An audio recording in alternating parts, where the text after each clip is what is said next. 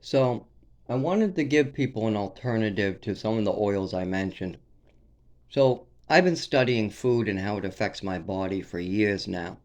And one of the ones that it's really hard for me to decide on is what oil, butter, or fat to cook with.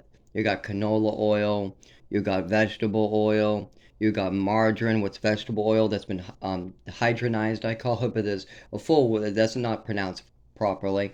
You got lard, you got salted butter, you got regular butter. I mean, you got all these different oils and things you can use.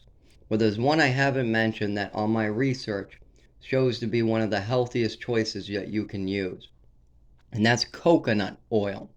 It looks like lard, it comes in a white mass. You can use that on your pans, you can replace butter with it, and it's supposed to have a lot safer benefits, or I should say, it has less of a downside than a lot of the other oils. Liquid oil, believe it or not, can cause a lot of problems as well, but it's usually pretty cholesterol free. Margarine is cholesterol free, but it's been proven to cause a lot of problems. Um, I mean, every oil seems to have a problem, but if you need one that's healthy, consult your doctor, go online, do your research, and see if coconut oil is a good substitute for you. I tried it. It's very unflavorful. There's no flavor to coconut oil. Very little flavor to none. What's a good thing in some cases. And there's no artificial flavoring in coconut oil. There's no cholesterol. It doesn't have all the bad sides of that hydronized stuff because it's pretty thick and hearty as it already is. So that's might be a good alternative for people. Look into coconut oil. I've tried to find a good solution, and the closest thing I've found is coconut oil. I use coconut shavings in my recipes where I use coconut oil. I actually ran out a couple months ago. I have to buy more coconut oil. Right now, I'm using lard, unsalted butter, and canola oil. Those are the ingredients I have at the moment.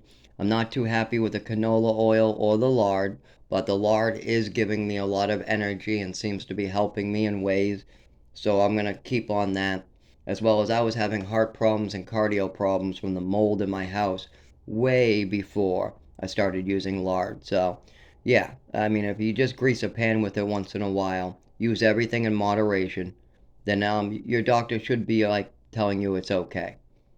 But be careful about what you ingest because they're not clear about how they make, produce, manufacture, or they're not even clear about the ingredients in the product. So always keep that in mind. I mean, there should be a warning on hot dogs and processed foods, like hot dogs and sausages have been already proven to cause colon cancer. But do they warn you on the products about that? Absolutely not. They don't tell you that eating a hot dog a day can cause you a lot of health issues, but it can. I met somebody who ate a hot dog a day for like 40 plus years, and he passed away of bladder cancer, all different types of cancers riddled in about the same area as his intestines. And I'm not no doctor, but I'm sure that eating a hot dog a day is bad for you. I've done enough research to know that. There's been enough doctors who have stated that sausages and hot dogs, the preservatives in them, cause different types of cancer.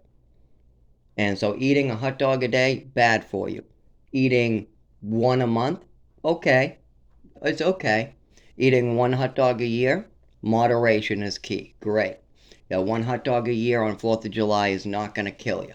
And long term, if there might be some side effects of eating that hot dog once a year, but you would have to live to about 90 or 100 to see any real problems with that.